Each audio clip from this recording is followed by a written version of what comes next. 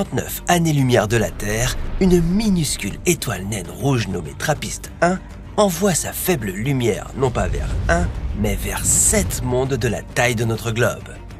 Les 7 exoplanètes du système TRAPPIST sont entassées dans un espace plus petit que la distance entre Mercure et notre Soleil. Et au moins 3 de ces rochers se trouvent dans la zone habitable, ce qui signifie que nous pourrions y vivre un jour. Nous envoyons donc notre courageux explorateur Chase dans le système TRAPPIST pour qu'il classe ces 7 sphères de la plus habitable à la plus mortelle.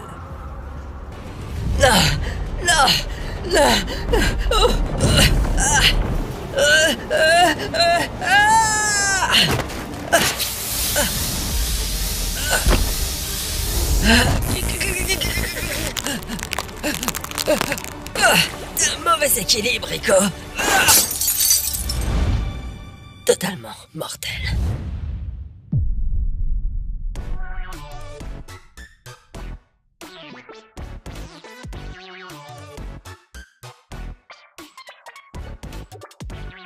Salut les chess maniaques, je suis arrivé dans le système TRAPPIST. Je fais un petit truc du genre classe mes exoplanètes pour la bande de ici.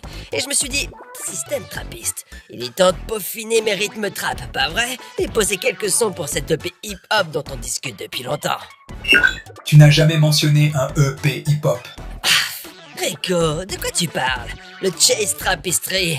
J'en parle depuis des mois. Bon, j'y pense depuis des mois, mais je n'en ai probablement jamais parlé. Bref, écoute ça.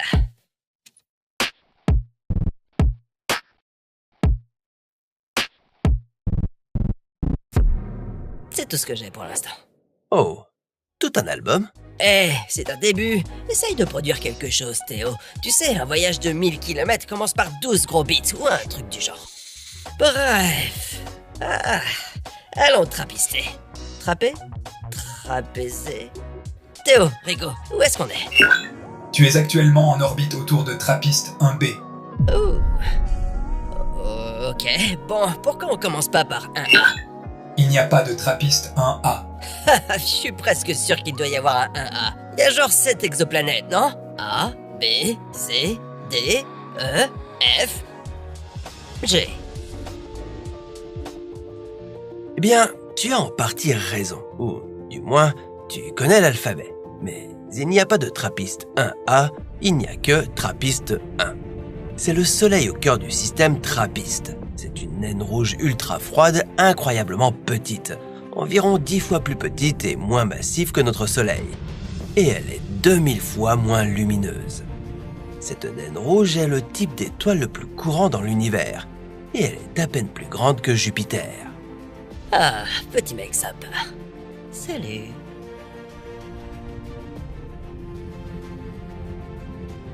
Elle est fraîche. TRAPPIST 1 est 2 fois moins chaude que notre Soleil. Elle est aussi beaucoup plus vieille.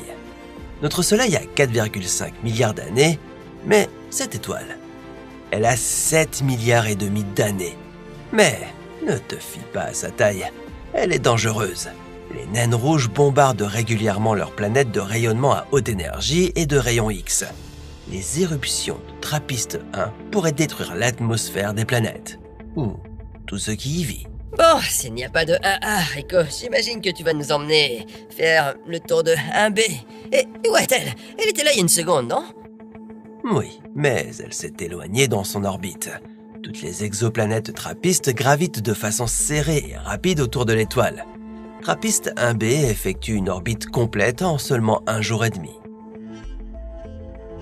Ok, donc si quelqu'un te demande comment s'est passée ta journée et que tu réponds « C'était une année de folie », on n'est pas loin de la vérité, un peu comme l'anti-Vénus.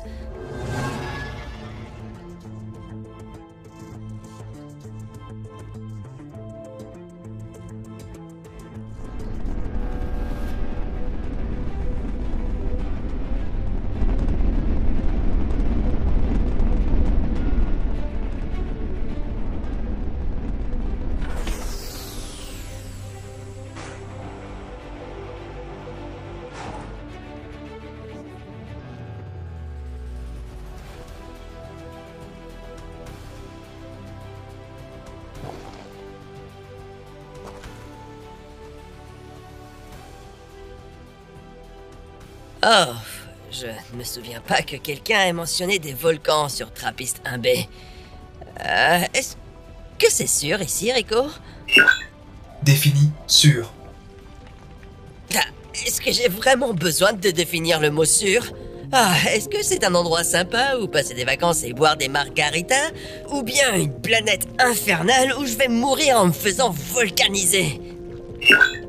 Tu as atterri sur la face diurne, loin des volcans actifs. Se faire rôtir est peu probable. Ah, d'accord.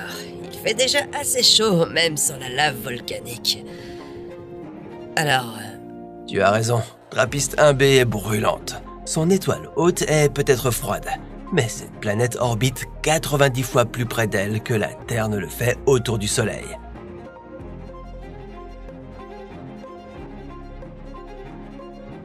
À cette distance, même une naine ultra froide comme Trappist 1 chauffe la surface de cette exoplanète à 225 degrés. Je connais ça. C'est la température pour une pizza surgelée, 225 degrés. C'est la chaleur à laquelle on règle son four pour cuire une pizza.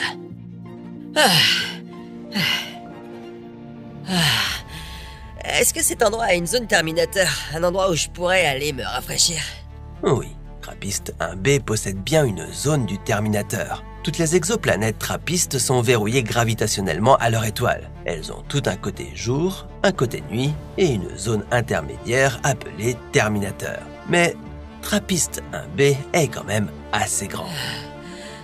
Oh mec, il commence à faire chaud, genre grande à quel point? Elle est presque aussi grande que la Terre, ce qui signifie que la zone du Terminateur pourrait être à des milliers de kilomètres de l'endroit où tu te trouves. D'accord. Je tiendrai jamais dans ce four à pizza. Vite, Marty! Nous devons retourner vers le vaisseau. J'en ai assez de AP. Avertissement. La chaleur submerge les contrôles environnementaux de votre combinaison. Non! Je vais y arriver. Bon sang, j'ai la tête qui tourne. Parce que j'ai couru trop vite. Mais où est le vaisseau maintenant?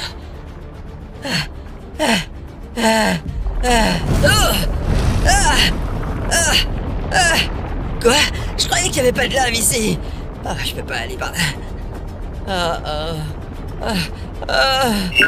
Le réchauffement par effet de marée dû à la gravité de l'étoile génère une activité géologique continue. C'est ta faute, Rico. Avertissement. Intégrité de la combinaison compromise.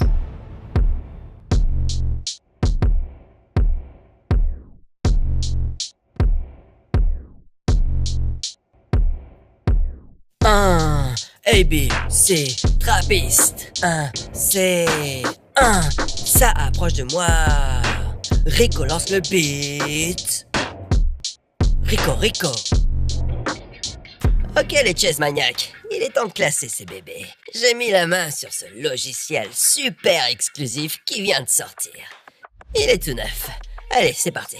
Trappist 1B obtient F pour l'habitabilité. Non, pas ça, je l'ai mis dans S. Attends, il n'y a pas de F. Ok, je vais donc le placer en A. Non, B, ce sera réservé aux pires planètes de l'univers. Un endroit où j'enverrai Théo. Bon, on embarque. À quoi va ressembler Trappist 1C? J'espère qu'il y aura moins de four à pizza et plus de pizza. D'accord le chat, allons voir ça.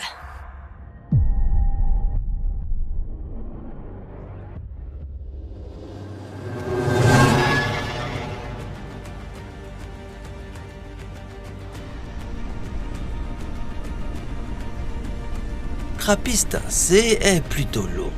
Elle est 1,3 fois plus massive que la Terre. La gravité y est donc légèrement plus forte que sur notre planète.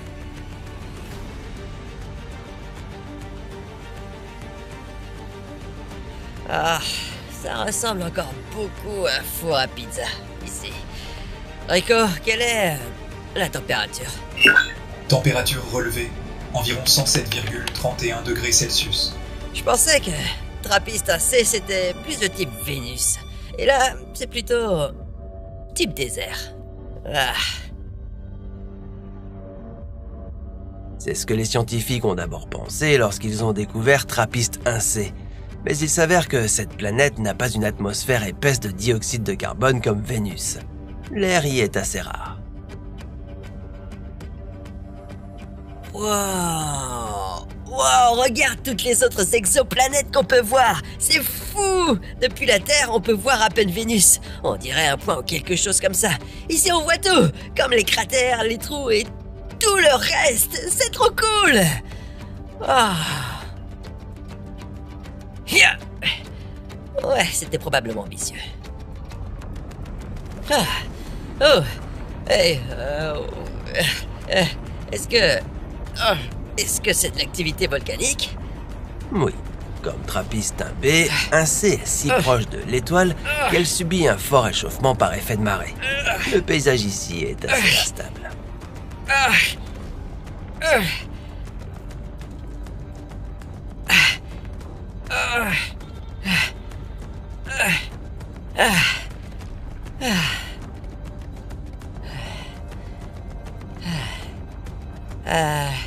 Je ne vois pas beaucoup de volcans.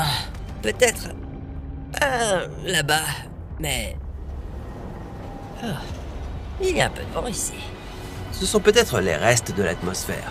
Tu es près de la zone du Terminateur, donc la différence extrême de température entre le côté jour et le côté nuit peut parfois créer des rafales de vent de la force d'un ouragan. Oh,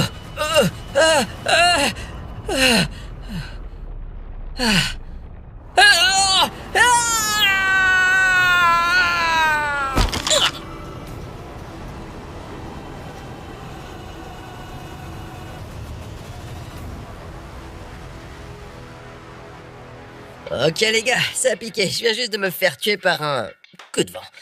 Au moins je n'ai pas été tué. Alors, je vais donner un D à cette planète. Mais il n'y a toujours pas de section D, ce logiciel est tellement limité. Bon, je vais donc lui mettre un B ou peut-être un A. Non. Oh là là là, je pense pas que je reviendrai ici. Donc elle va en B. Ah, mais je veux juste que vous sachiez qu'au fond de mon cœur, c'est toujours un D. Une vraie décharge. Je pense que tu vas préférer la prochaine exoplanète. Elle n'est pas aussi chaude et se trouve à la limite de la zone habitable du système, ce qui signifie qu'il y a de l'eau liquide. Peut-être.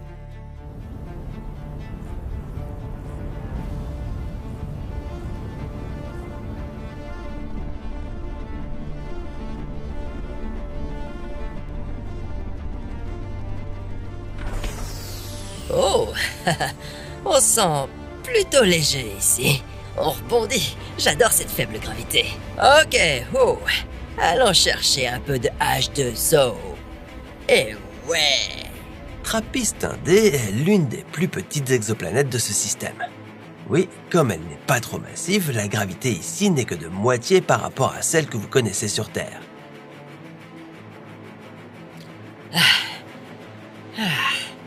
Ah, je ne vois pas d'eau ici.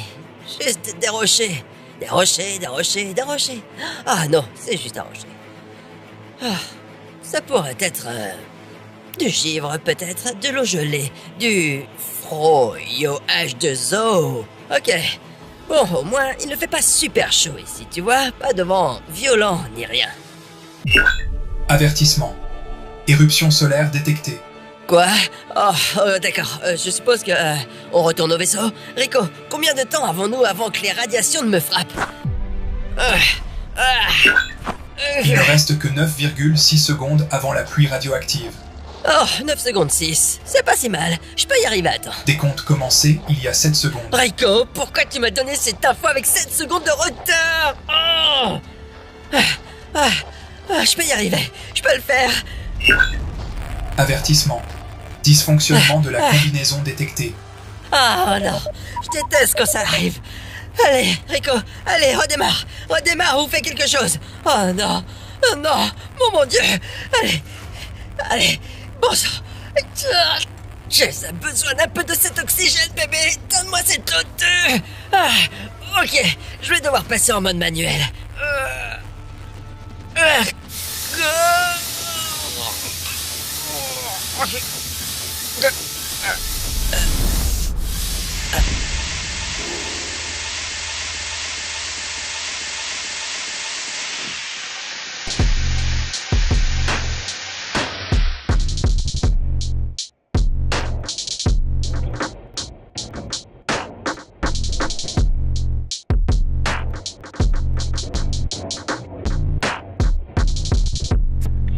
les chess maniaques, une éruption solaire, ça peut arriver à n'importe qui. Mais quand même, je donne encore un F à un D dans le classement de survivabilité de Chase.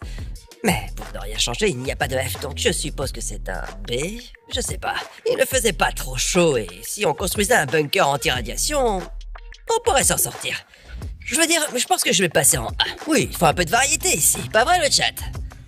La prochaine exoplanète se trouve toujours dans la zone habitable autour de Trappist 1. Il y a donc une chance qu'elle atterrisse dans ta catégorie S.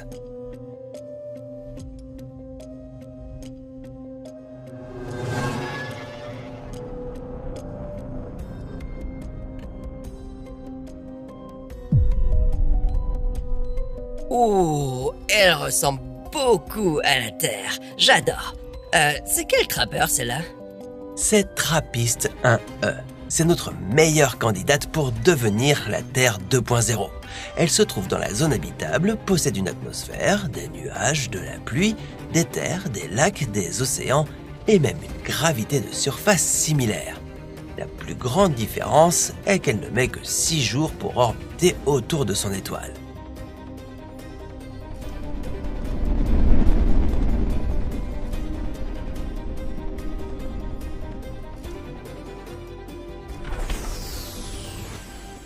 Hé les gars, regardez cet endroit. Génial, non? Écoutez, j'ai l'occasion de mettre les pieds dans toutes les sortes d'endroits. Mais au bout d'un moment, laisser son empreinte sur une nouvelle planète, ça fait tellement... Mission Apollo, vous voyez? Si Trappist 1E... Si Trappist 1E est un jour colonisé, je veux pouvoir dire que j'ai fait quelque chose de spécial. Vous savez, genre dire que...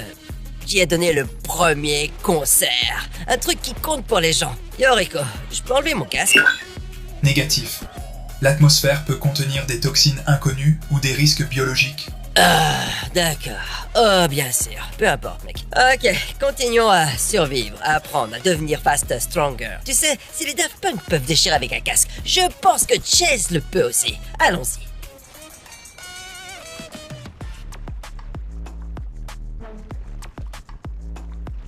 Bon, je dois au moins me tremper l'orteil. Ah, j'aurais dû apporter ma planche de surf. Tu as apporté ta planche de surf. C'est littéralement tout ce que tu as apporté, en plus de ta boîte à rythme. C'est vrai. Bon, y a rien de mortel ici, pas vrai? Que dirais-tu d'un petit set des Beach Boys? Je pourrais peut-être mettre ma chemise hawaïenne.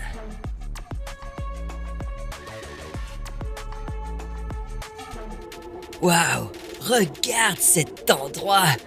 De l'eau, de la terre, une plage! Ah! Ça pourrait être l'avenir de l'humanité. La Terre 2.0, bébé. Rico, balance le beat, balance le beat. Où est ma Trappist 1E? Turfu 1E, qui veut entendre du son?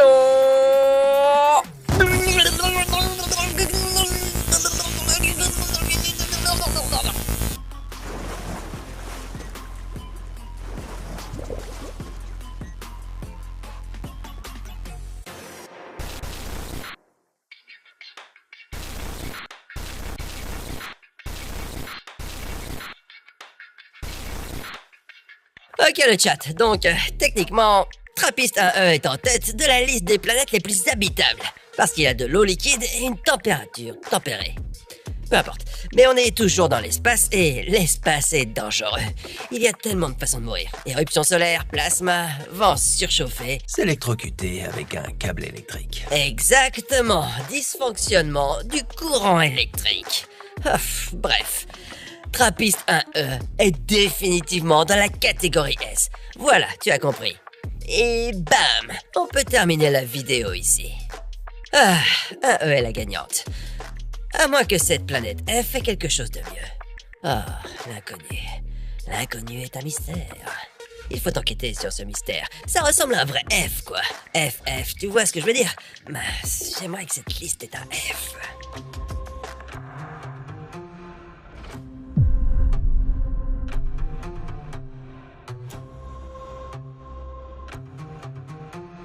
Est-ce que c'est vraiment habitable? Où est l'eau liquide? Ça ressemble plus à un gros granité pour moi. Il y a de fortes chances que ce soit habitable. Trappist 1F est certes plus froide, mais tout de même un monde riche en eau. La majeure partie de l'eau est simplement emprisonnée sous une couche d'un autre type d'eau très particulier, appelé la glace. La glace, c'est juste en fait de l'eau non bouillie. Fait amusant. D'accord, écoute. Trappist 1F reçoit à peu près autant d'énergie que Mars. Alors, imagine Mars avec beaucoup plus d'eau. Ou Triton. Il est possible que Trappist 1F ait même des cryovolcans. Ouh, j'adore les cryovolcans. Rico, atterris. Le vaisseau. Parce que là, on vole. Maintenant, Rico démarre.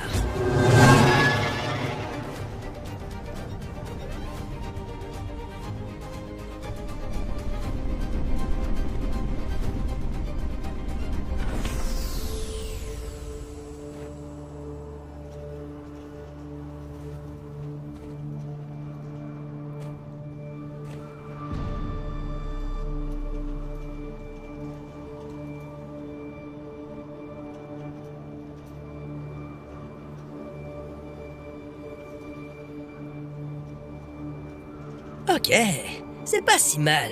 C'est comme, je sais pas, l'Antarctique par ici. Même pas, comme un Noël au Saskatchewan, hein? C'est plus proche de l'Antarctique. Le verdict n'est pas encore définitif sur la température exacte, car les scientifiques étudient toujours la quantité d'atmosphère présente sur Trappist 1F. S'il n'y en a pas, elle pourrait descendre jusqu'à moins 59 degrés. Il doit y avoir un peu d'atmosphère, hein, parce que cette partie est un peu fondue. Peut-être du cryomagma?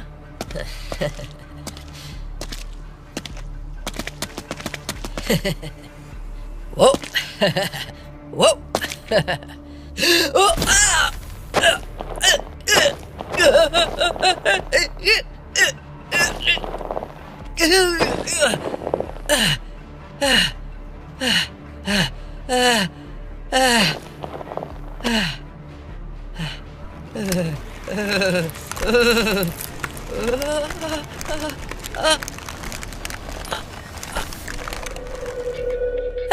Ouais, comme je soupçonnais, Trappist 1F est définitivement une planète F. Mais encore une fois, personne n'a mis de F sur cette liste, donc c'est...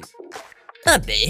Oh, ça semble injuste pour toutes les planètes de cette catégorie, car F est vraiment bien plus bas dans la liste que B.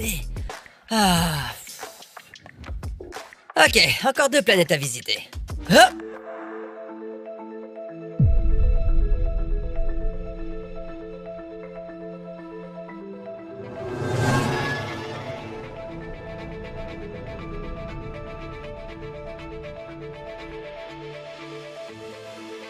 Ah, je parie que celle-ci est aussi une planète F. Ça ne s'améliore pas à partir de là. Jamais. Ouah. C'est difficile à dire à partir de l'orbite, car Trappist 1G a une atmosphère dense. Tout ce que nous savons, c'est qu'il s'agit de la plus grande de toutes les exoplanètes Trappist, une soi-disant super-Terre. Et elle est située juste à la limite de la zone habitable. Nous le découvrirons quand tu descendras à la surface. Rico, mon cher, à la surface, sans tarder.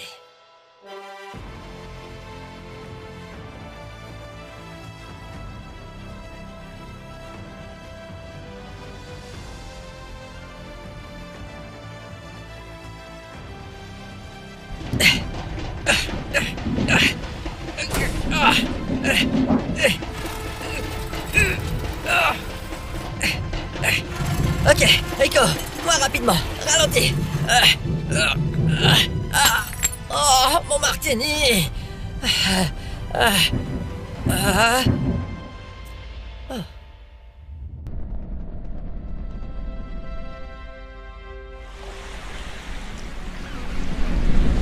Waouh, un vrai monde aquatique.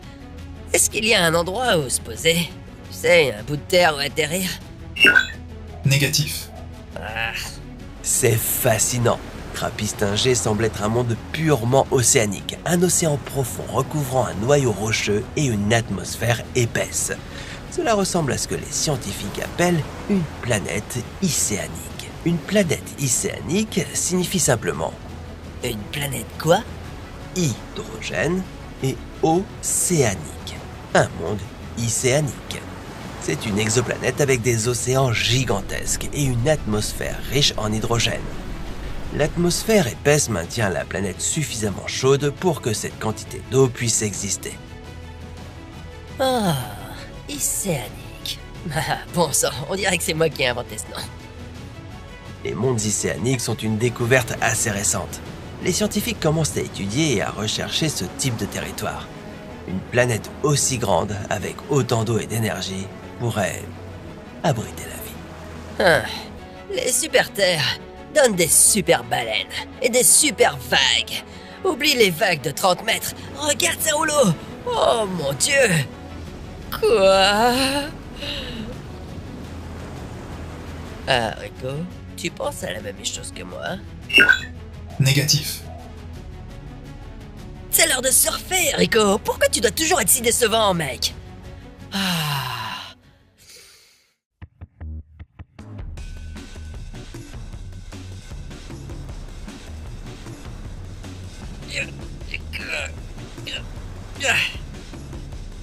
Oh, oh, oh, oh, oh, oh. Rico, elle fait quelle taille cette vague? Calcul en cours. De quelle vague parles-tu? Celle que je suis en train de déchirer en ce moment même, Rico. Tu n'es pas sur une vague. Le mouvement de l'eau est insignifiant. Ton mouvement est dû à ton mauvais équilibre. Hein? C'est toi qui as un mauvais équilibre, Rico.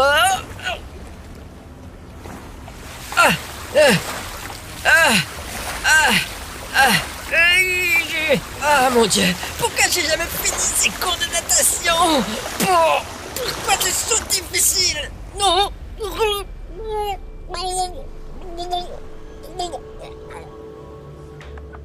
Bon les gars, je sais que Trappiste 1G n'est pas la plus habitable, mais pour la double vague tsunami la plus folle que j'ai jamais vue de ma vie, bon, vous l'avez peut-être pas vu, on a perdu une partie des images. Bref, pour moi, c'est un A.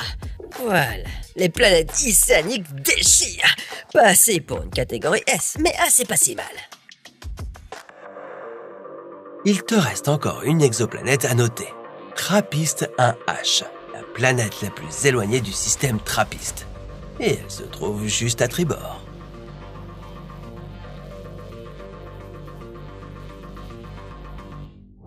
Elles sont toutes à tribord ici.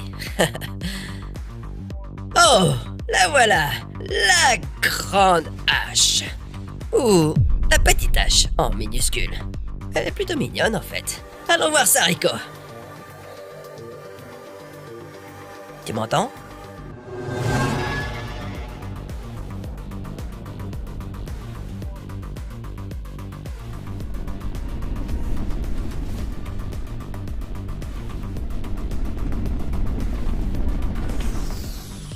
Nous ne connaissons toujours pas grand-chose sur Trappiste 1H. Nous savons que c'est la plus petite des exoplanètes, avec environ un tiers de la masse de la Terre. Et elle se trouve en dehors de la zone habitable. Avec cette taille et cette distance, il est peu probable qu'elle ait une atmosphère importante. C'est donc une petite boule de glace gelée.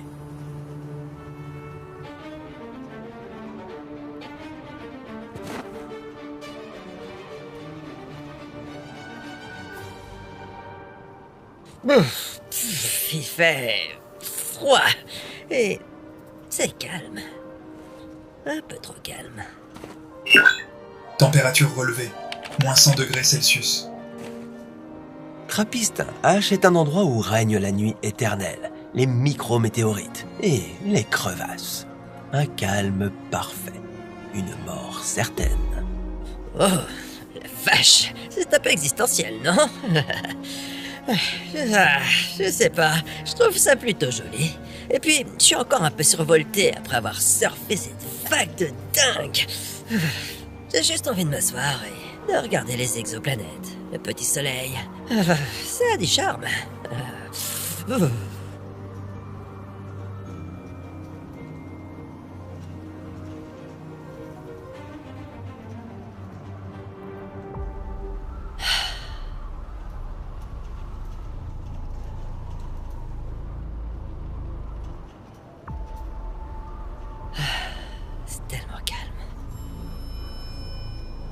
Théo, est-ce que t'as dit micrométéorite? Effectivement. Zut. C'est bien ce que je pensais. Merde.